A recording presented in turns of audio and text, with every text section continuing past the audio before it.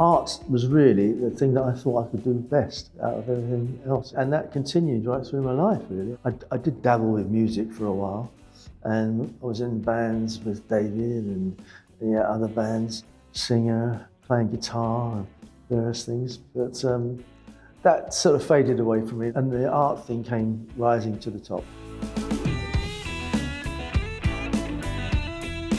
My name's George Underwood, and I'm a painter.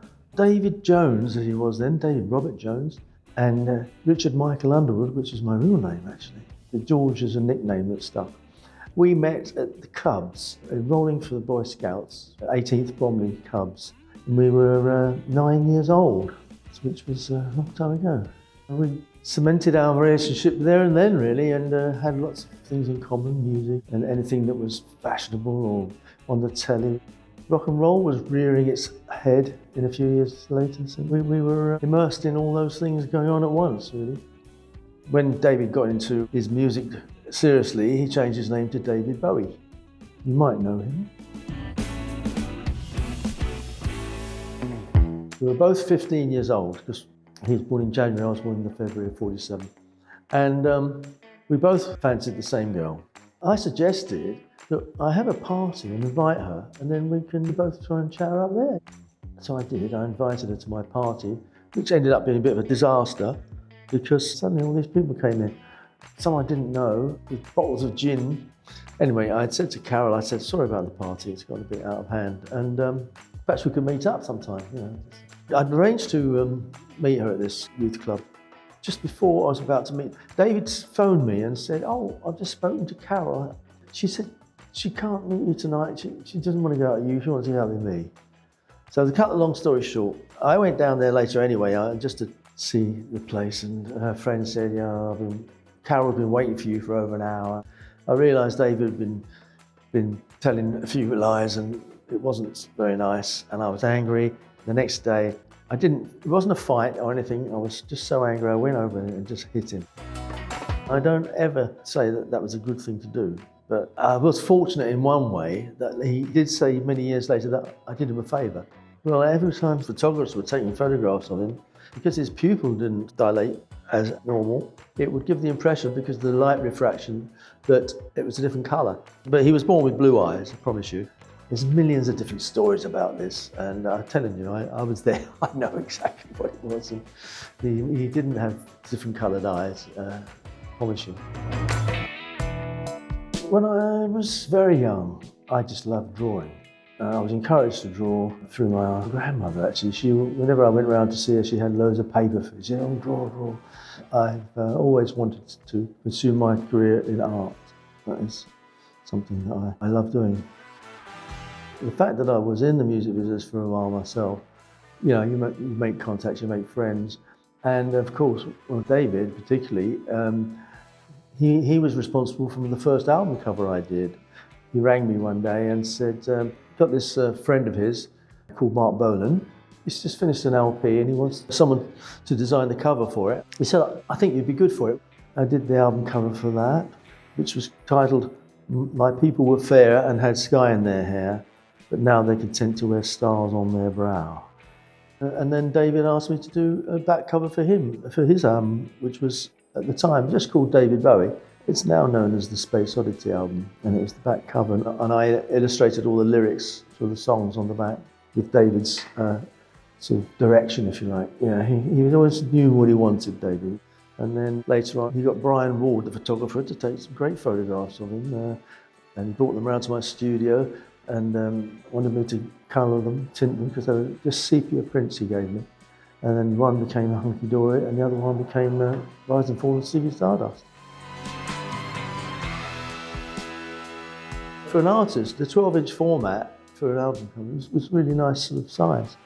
But I think since the advent of CDs, the album design has gone slightly downhill, I would suggest. Vinyl's coming back in a big way, so maybe that art form will take over again. But everyone's using tablets and laptops and things to design it nowadays. It seems to be more digital artwork that seems to be around than painting by hand. Yeah, David, I think he'd be quite surprised, well, not surprised much, but you'd be quite amazed at how AI has progressed over the last few years. And I'm a bit frightened of it, honestly. It's a bit weird, but David was always one step ahead. I was having a show, an exhibition, and I said, David, would you mind writing something for the catalogue? Just a sentence or something. He said, oh, I'll try. Of course, he came back with a lovely, flattering sort of remarks and things. But he mentioned Odd Nerdrum because the look on the faces of the people I was doing, they were sort of looked otherworldly. Now, not everyone heard of Odd Nerdrum. I only a couple of weeks before found in a second-hand bookshop this massive, great big book on Odd Nerdrum. We did have a sort of almost like a psychic link, it seemed. We used to go on holidays together, and he was very generous because when he made himself into a bit of a superstar, George, would you like to, come to Mustique with me? Yes, please. Bring the kids, So we had lovely times together. It was mostly by email towards the end, and unfortunately, I didn't realise how ill he was, and I knew something might be amiss, but I wasn't sure how ill. It's quite sad because I sent him a paint for his birthday. His birthday was on January the 8th, and he never got to see it. It was delivered, but unfortunately he passed away before he got a chance to see it. He had quite a lot of my paintings in the end. He bought quite a few of them over the years, and very nice. Miss him a lot. Yeah. I've been invited to be involved with this War Child exhibition, which is going to be auctioned off for the charity. I thought back 30 years previously when David and Brian Eno were first involved in it. And I know that David was quite passionate about the charity War Child. And I think it's very important now, more than ever, because of all the wars that are going on in the world and the children that are suffering. On the theme, We Like Dancing and We Look Divine, came from the lyrics of the Bowie song Rebel Rebel, and it obviously struck a note with me because of my connection with David. There's 33 artists involved, including myself. We've all done our own version of the theme. I did something which is quite kind of obvious in a way, two people dancing, but there is a twist to it because I've put them in the same clothing that the astronauts wore, who were David's backing dancers, headed by Lindsay Kemp. Back in 1972, they did an amazing concert at the Rainbow Theatre in Finsbury Park. I thought I would put my two figures in those sort of web-like costumes that they wore. If you're old enough to remember, then it will certainly strike a note. But it's my little sort of nod to that period, really. It's quite an insular job, painting. You're on your own. You don't have anyone breathing down your neck or telling you what to do. And you're using your own judgment all the time. Lots of decisions to make as you're doing a painting. Is that right? Is that wrong? So it's all down to me, really.